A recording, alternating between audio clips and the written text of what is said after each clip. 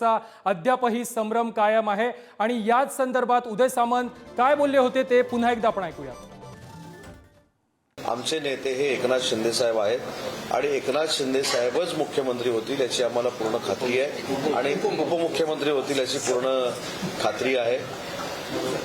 आता ठीक आहे ना, उपमुख्यमंत्री होतील याची खात्री आहे। आणि दुसरी महत्वाची गोष्ट आहे की या सगळ्या गोष्टीला आता कुठेतरी पूर्णविराम देणं गरजेचं आहे। आम्ही सगळ्यांनी ही देखील भूमिका घेतलेली आहे की एकनाथ शिंदे साहेबांनी जर उपमुख्यमंत्री पद स्वीकारलं नाही तर आम्ही देखील आम्हाला जर एखादी जबाबदारी कोणावरही म्हणजे माझ्यावर असं नाही कोणावरही जरी टाकण्याचा प्रयत्न शिंदे साहेबांनी जर केला तर ती आम्ही देखील स्वीकारणार नाही। अशा पद्धतीची आमची भूमिका ही स्पष्ट पद्धतीनं काल आम्ही शिंदे साहेबांना सांगितलेली आहे।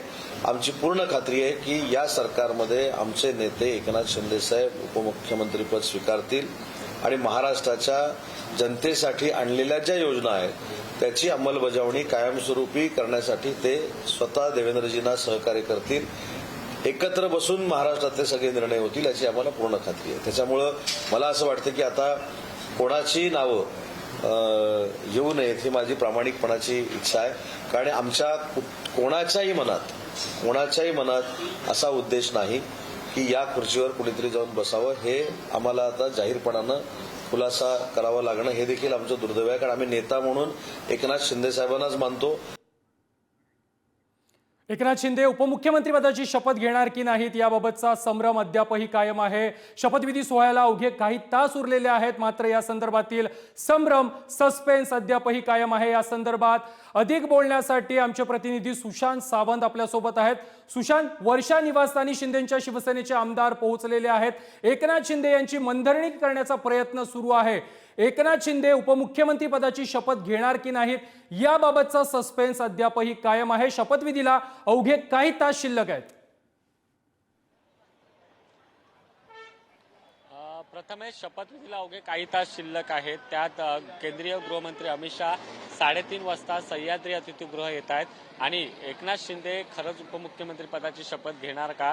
कारण सकाळपर्यंत अशी चर्चा होती की एकनाथ शिंदे सकारात्मक आहेत। देवेंद्र फडणवीस यांच्यासोबत चर्चा झाल्यानंतर एकनाथ शिंदे उपमुख्यमंत्री पदाची शपथ घेण्यासाठी तयार आहेत। मात्र आता एक माहिती मिळते की एकनाथ शिंदे अजूनही सस्पेन्स आहेत। ते उपमुख्यमंत्री पदाची शपथ जर घेणार नसतील तर आम्ही मंत्रिमंडळात तरी कशाला येऊ असा खरं तर शिवसेनेच्या आमदारांचं आणि शिवसेनेच्या मंत्र्यांचं म्हणणं आहे। त्याचमुळे आता कुठेतरी एकनाथ शिंदे यांची समजूत काढण्याचा प्रयत्न जो आहे तो शिवसेनेच्या आमदारांकडून केला जातोय। वर्षा या निवासस्थानी शिवसेनेचे सगळे आमदार जे आहेत ते आलेले आहेत। आपण पाहिलं असेल तर देवेंद्र फडणवीस यांनी 2 दिवसापूर्वी एकनाथ शिंदे यांची भेट घेतली होती आणि सविस्तर चर्चा झाली होती। अर्थात विषय आहे गृह खात्याचा आणि आणखी कोणती महत्वाची खाती जी आहेत ते एकनाथ शिंदे यांना मिळतील।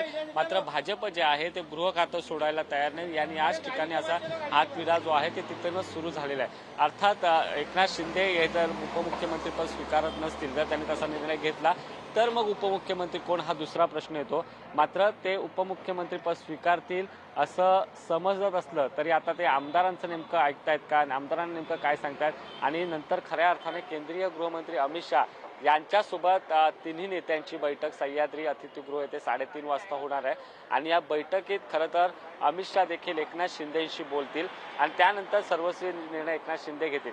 मात्र आता खरंच सस्पेन्स पुन्हा एकदा सुरू झाला आहे की एकनाथ शिंदे या सरकारमध्ये राहणार आहेत की मग ते बाहेर राहून मग सरकारला, जसं देवेंद्र फडणवीस यांनी निर्णय सुरुवातीला घेतला होता की मी सरकारच्या बाहेर राहील ज्यावेळी 2022ला सत्तांतर झालं त्यावेळी, मात्र नंतर त्यांना केंद्रातून फोन आल्यानंतर ते उपमुख्यमंत्री झाले। तसंच एकनाथ शिंदे करतायत का? अमित शहांशी बोलल्यानंतर एकनाथ शिंदे उपमुख्यमंत्री पदाची शपथ घेणार का हे पाहणं तितकंच महत्त्वाचं ठरणार आहे। मात्र आपण जर पाहिलं असेल प्रथमेश तर एकनाथ शिंदे यांची समजूत काढण्याचा प्रयत्न आता त्यांचे आमदार जे आहेत ते करताना आपल्याला पाहायला मिळत आहेत। नक्की सुशांत, मात्र इथे आणखी एक महत्त्वाचा मुद्दा असा होता की गृहमंत्री पदासाठी एकनाथ शिंदे हे अडून बसलेले होते। त्यांची गृहमंत्री पदावरचा त्यांचा दावा होता आणि हे सर्व दबाव तंत्र आहे का? गृहमंत्री पद किंवा महत्त्वाची खाती आपल्या पदरात पाडून घेण्यासाठी एकनाथ शिंदे कुठेतरी अडून बसलेत का? 3:30 वाजता अमित शाह मुंबईत येत आहेत, त्यांच्यासोबत या तिन्ही नेत्यांच्या बैठका होणार आहेत आणि या बैठकीत तोडगा काढण्यासाठी किंवा गृहमंत्री पद, महत्त्वाची खाती आपल्याकडे खेचून घेण्यासाठी एकनाथ शिंदे यांचं हे दबाव तंत्र आहे का? अगदी बरोबर आहे. ज्यावेळी दिल्लीमध्ये बैठक झाली त्यावेळेस चित्र स्पष्ट झालं होतं की गृह खातं हे भाजपकडे राहील, तर नगर विकास आणि एखाद्या आणखी कोणत्या तरी महत्त्वाच्या खात्याचा जो आहे तो विचार केला जाईल. मात्र एकनाथ शिंदे हे गृह खात्यावरच अडून बसलेले आहेत. मला गृह खातं हे आमच्या पक्षाला हवं अशी मागणी ते करतायत, त्यांचे नेते करताना पाहायला मिळत आहेत. मात्र भाजपचा आतापर्यंत इतिहास पाहिला तर भाजप ज्या ज्या राज्यात भाजपचं सरकार आले त्या ठिकाणी गृह आणि मुख्यमंत्री दोन खाती त्यांनी स्वतःकडे ठेवलीत. 2014ला देखील महाराष्ट्रात तेच झालं होतं आणि 2022ला त्यावेळी सरकार सत्ता झालं त्यावेळी देखील उपमुख्यमंत्रीपद भाजपनं आणि स्वतःकडे गृहमंत्रीपद स्वीकारलं होतं. आता एकनाथ शिंदे यांना हे माहीत आहे, मात्र तरी देखील ते आणखी त्यांना कोणती खाती हवी आहेत का, जर गृह खातं आपल्याला मिळत नसेल तर आणखी काही खाती पदरात पडू शकतात का, याचा देखील प्रयत्न शेवटच्या क्षणापर्यंत केला जाणार. कारण शेवटी जितकं बार्गेनिंग असेल तेवढी जास्त खाती जी आहेत ते पदरात पडू शकतात आणि याचमुळे कुठेतरी एकनाथ शिंदे आता गृह खात्यावर अडून बसलेत का असा प्रश्न आता निर्माण झालेला आहे. मात्र अर्थात सर्वस्वी निर्णय जो आहे तो केंद्रीय नेतृत्व घेणार आहे. कारण एकनाथ शिंदेनी स्वतः सांगितलं होतं की केंद्रीय नेतृत्व जो निर्णय घेईल तो मला मान्य असेल, केंद्राकडून जो निर्णय येईल तो मला मान्य असेल. आता अमित शहा दुपारी 3:30 वाजता सह्याद्री अतिथीगृह या ठिकाणी बैठक झाल्यानंतर काय तिन्ही नेत्यांशी बोलतायत आणि एकनाथ शिंदेचं समाधान त्यावर होतंय का हे बघावं लागेल. प्रथमेश, सुशांत, आणखी एक महत्त्वाचा मुद्दा असा होता, सध्या शिंदेच्या शिवसेनेचे आमदार त्यांची मनधरणी करण्याचा प्रयत्न करतायत. उपमुख्यमंत्रीपदाची शपथ घ्या अशा प्रकारची विनंती त्यांना केली जाते. या बैठकीनंतर वर्षावर जी सध्या शिंदे आणि त्यांच्या आमदारांची बैठक सुरू आहे, यानंतर काही आमदार किंवा खुद्द स्वतः शिंदे माध्यमांसमोर येऊन काही स्पष्टीकरण देणार आहेत का, या संदर्भातील काही माहिती मिळते का? प्रथमेश, खरं तर आता एकनाथ शिंदेच्या वर्षा या निवासस्थानी अनेक आमदार जे आहेत ते सकाळपासून येताना आपल्याला पाहायला मिळतात. काल देखील रात्री उशिरापर्यंत एकनाथ शिंदेच्या वर्षा निवासस्थानी अनेक शिवसेनेचे आमदार होते, त्यांनी त्यांची समजूत काढण्याचा प्रयत्न केला. मात्र तरी देखील एकनाथ शिंदे त्यांच्या मतावर ठाम असल्याचं समजलंय. सकाळी थोडीशी अशी चर्चा आली की एकनाथ शिंदे हे सकारात्मक आहेत आणि ते उपमुख्यमंत्रीपद स्वीकारतील. मात्र पुन्हा एकदा उदय सामंत यांनी सांगितल्याप्रमाणे एकदा सस्पेन्स कायम झाला आणि दोन पत्रिका ज्या राष्ट्रवादीची जी पत्रिका आली त्यामध्ये एकनाथ शिंदे यांचा नावाचा उल्लेख न केल्यामुळे अर्थातच शंका आणखी बळावलेली आहे.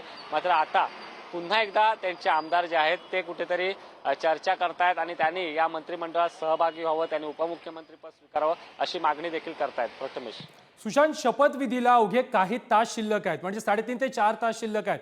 अशा वेळेला शिंदेचं हे नाराजी नाट्य पाहायला मिळत आहे. अशा प्रसंगामध्ये फडणवीसांनी काही शिंदेबरोबर बोलणी करण्याचा प्रयत्न केलेला आहे का, किंवा अमित शहा असतील, नड्डा असतील यांच्याकडून शिंदेना काही निरोप आल्याची माहिती मिळते का?